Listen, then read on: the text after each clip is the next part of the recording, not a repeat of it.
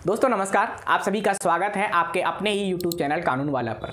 इस वीडियो में हम लोग जानेंगे SC/ST एक्ट के बारे में, यानी कि अनुसूचित जाति एवं अनुसूचित जनजाति अत्याचार निवारण अधिनियम 1989 के बारे में कि इस अधिनियम का उद्देश्य क्या है।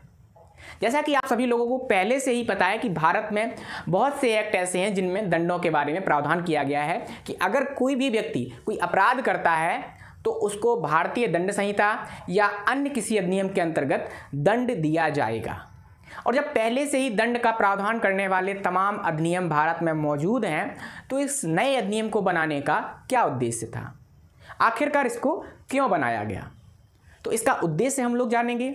इसके बाद हम लोग जानेंगे कि ये अधिनियम कब बना, कब इस पर राष्ट्रपति के हस्ताक्षर हुए, कब भारत में लागू हुआ, किस तारीख से, कहाँ कहाँ लागू है पूरे भारत में, कुल कितने अध्याय हैं इस एक्ट में, कुल कितनी धाराएं हैं, कुल कितनी अनुसूचियां हैं, और सबसे महत्वपूर्ण कि क्या इस अधिनियम का मिसयूज हो रहा है, क्या समाज के विभिन्न वर्ग और जातियां इस अधिनियम को एक मिसयूज की तरह देख रही हैं कि SC/ST समुदाय के व्यक्ति इस अधिनियम का मिसयूज कर रहे हैं।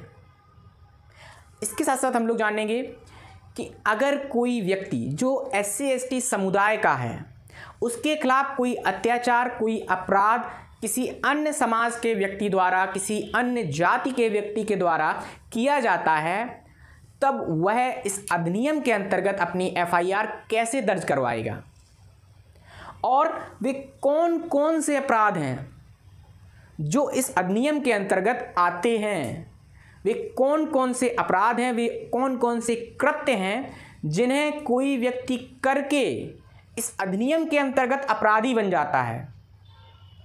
और अगर कोई पुलिस वाला या कोई अन्य लोक सेवक किसी अनुसूचित जाति या अनुसूचित जनजाति के व्यक्ति की FIR या कोई शिकायत नहीं दर्ज करता है, तब उसके खिलाफ क्या कार्रवाई की जा सकती हैं, वो कार्रवाइयाँ भी इसी अधिनियम में लिखित हैं। इसी अधिनियम में बता दी गई हैं कि अगर कोई FIR दर्ज नहीं करता है पुलिस का सक्षम प्राधिकारी तो उसके खिलाफ भी सख्त कार्रवाई की जाएगी।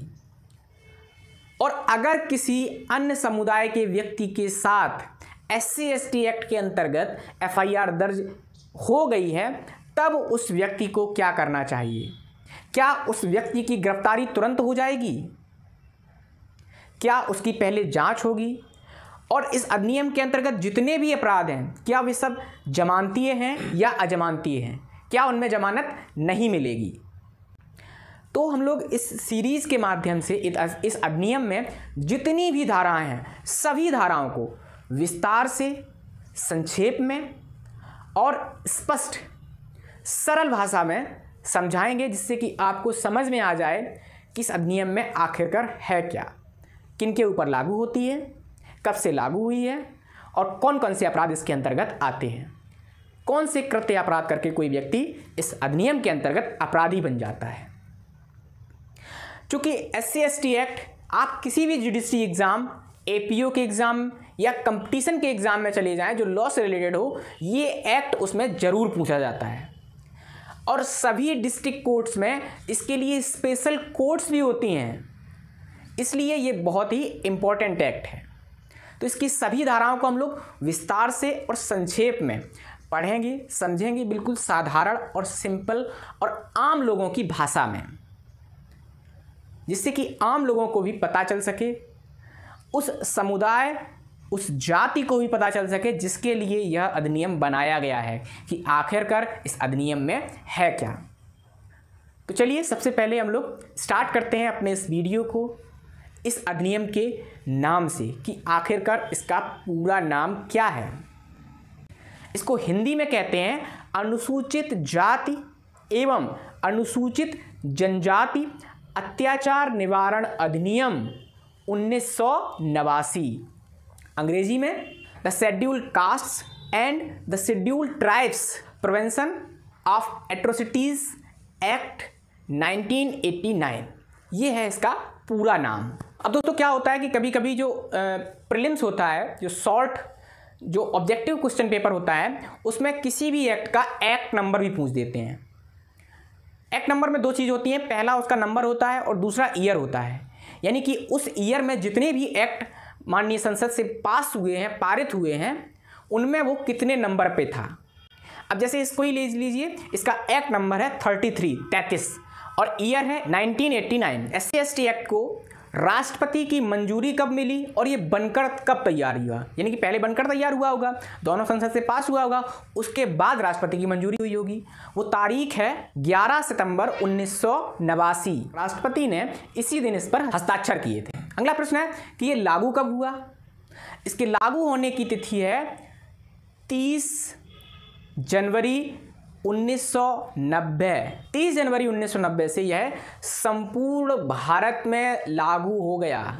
इसके बाद हम लोग आते हैं कि इसमें कुल कितने अध्याय हैं। SC/ST एक्ट में कुल 5 अध्याय हैं। पहला हो गया आपका प्रारंभिक प्रिलिमिनरी, दूसरा हो गया अत्याचार के अपराध, ऑफेंसेस ऑफ एट्रोसिटीज, तीसरा अध्याय हो गया आपका निष्कासन, चौथा अध्याय हो गया आपका विशेष न्यायालय स्पेशल कोर्ट्स, और एक अध्याय इसमें 4A भी है, पीड़ित और साक्षी के अधिकार। पांचवा अध्याय है प्रकीर्ण मिसलिनियस। तो ये कुल 5 अध्याय हैं SC/ST एक्ट में। अब आते हैं हम लोग कि इसमें कुल धाराएं कितनी हैं। तो SC/ST एक्ट में कुल 23 धाराएं हैं, 23। कुल अनुसूचियां कितनी हैं? 1 अनुसूची है इसमें। अब हम लोग आते हैं कि इसका उद्देश्य क्या है, आखिरकार इस अधिनियम को बनाया क्यों गया। इसका उद्देश्य है अनुसूचित जातियों और अनुसूचित जनजातियों के सदस्यों पर अत्याचार का निवारण करने के लिए, ऐसे अपराधों का विचारण करने के लिए विशेष न्यायालयों और अनन्य विशेष न्यायालयों का, तथा ऐसे अपराध से पीड़ित व्यक्तियों को राहत देने के लिए और उनके पुनर्वास के लिए, तथा उससे संबंधित या उससे अनुषांगिक विषयों के उपबंध करने के लिए। तो इस अधिनियम के उद्देश्य में कुल 5 चीज़ें आती हैं। पहला आता है कि अगर किसी SC/ST समुदाय के व्यक्ति के खिलाफ कोई अत्याचार हो रहा है तो उसका निवारण करने के लिए। दूसरी चीज़ आती है कि स्पेशल कोर्ट की स्थापना के लिए, जिस भी व्यक्ति के साथ वो अपराध किया गया है उसका विचारण स्पेशल कोर्ट में हो, उन कोर्ट्स की स्थापना करने के लिए।